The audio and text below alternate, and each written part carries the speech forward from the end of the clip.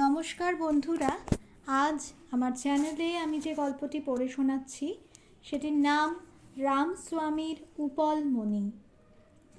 এটি একটি আশ্চর্য সত্য ঘটনা এবং যিনি কাহিনীটি বলেছেন তার নাম T.W. ড্রেসার, যিনি একটি সওদাগরি জাহাজের বেতার বিভাগের এক পদস্থ কর্মচারী ছিলেন। সে আজ 25 বৎসর আগের কথা। নানা জাহাজে চাকরি নিয়ে নানাবার নানা দেশে বারবার আসা যাওয়া করতে হয়েছে। দুনিয়ার অলৌকিক কোনো কিছু শুনলে একেবারেই বিশ্বাস করতুম না, কিন্তু রামস্বামী আমার সেই বিশ্বাসের মূল আলগা করে দিয়েছে। তার সঙ্গে আমার আলাপ হয়েছিল বোম্বাই শহরে গিয়ে। বারংবার দেখা সাক্ষাতে বেশ ঘনিষ্ঠ হয়েছিল সে আলাপ। তাকে দেখলে খুশি হতুম। সেবার আমি এল্লারম্যান উইলসন কোম্পানির ওথেলো জাহাজে চেপে বোম্বাই শহরে গিয়ে পৌঁছেছিলুম। রামস্বামীও জাহাজে এসে উঠেছিল। সে জহুরি, তার ব্যবসাই ছিল রত্ন বিকিকিনি। জাহাজে জাহাজে সে খরিদ্দার সন্ধান করত। পরিষ্কার পরিচ্ছন্ন ছোট্টখাট্ট মানুষ, মাথা ভরা ঘন কৃষ্ণ চুল, ফিটফাট সাদা ধবধবে পোশাক। আর তার কাছে সর্বদাই থাকত মোড়কে মোড়কে মোড়া বহুমূল্যের বা স্বল্প মূল্যের বিবিধ রত্ন বা প্রস্তর। সকাল 10:30টায় নিজের কামরায় আধশোয়া হয়ে একখানা ডিটেকটিভ গল্পের বই পড়ছি, এমন সময় দরজার ওপরে করাঘাত। বেরিয়ে দেখি রামস্বামী। একমুখ হেসে বললে, কিছু কিনবেন? বলেই পকেট থেকে বের করে ফেললেন খান কয়েক মোড়ক। বললুম, যা কিনবার তো আগেই কিনেছি, আজ আর কিছু নয়। বেশ, তাই সই। একটা অনুরোধ করব, একখানা কাগজ দিতে পারবেন? প্যাড থেকে একখানা কাগজ টেনে নিয়ে তাকে দিলুম। আমার সামনে 3টে মোড়ক রেখে দিয়ে একটা ময়লা ও কিছু কিছু ছেঁড়া মোড়ক নিয়ে রামস্বামী আমার দেওয়া কাগজখানার ওপর উপুর করে ধরলে। ঝরঝর করে ঝরে পড়ল এক রাশ টুকরো টুকরো হিরে। গুনতিতে 100খানেকের কম নয়। আমার দিকে পিছন ফিরে সে হিরেগুলো বেছে বেছে গুছিয়ে রাখতে লাগলো। আমি কৌতূহলী হয়ে একটা মোড়ক খুলে ফেললুম। ভেতরে রয়েছে 3খানা চমৎকার উপলমণি। তার মধ্যে একখানা যার পরনাই অপূর্ব। উপলের তেমন বর্ণবৈচিত্র্য আর কখনো দেখিনি। মনে এমন দুর্মতি জাগলো, কিছুতেই লোভ সামলাতে পারলুম না, উপলখানা সরিয়ে ফেললুম। জীবনে সেই আমার প্রথম এবং শেষ চুরি। কিছুই আন্দাজ করতে না পেরে রামস্বামী তার মালপত্র নিয়ে বিদায় হলো। আমিও হাঁপ ছেড়ে বাঁচলুম। পরদিনই আমাদের জাহাজ বোম্বাই ছাড়ল।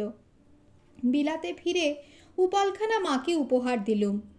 মা সেখানা পদকের মতো কণ্ঠ দেশে ধারণ করলেন।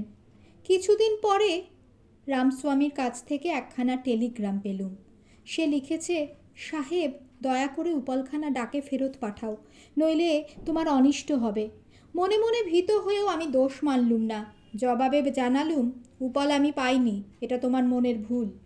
উত্তরে আর কোনো তার এলো না দেখে আমি হাঁপ ছেড়ে বাঁচলুম।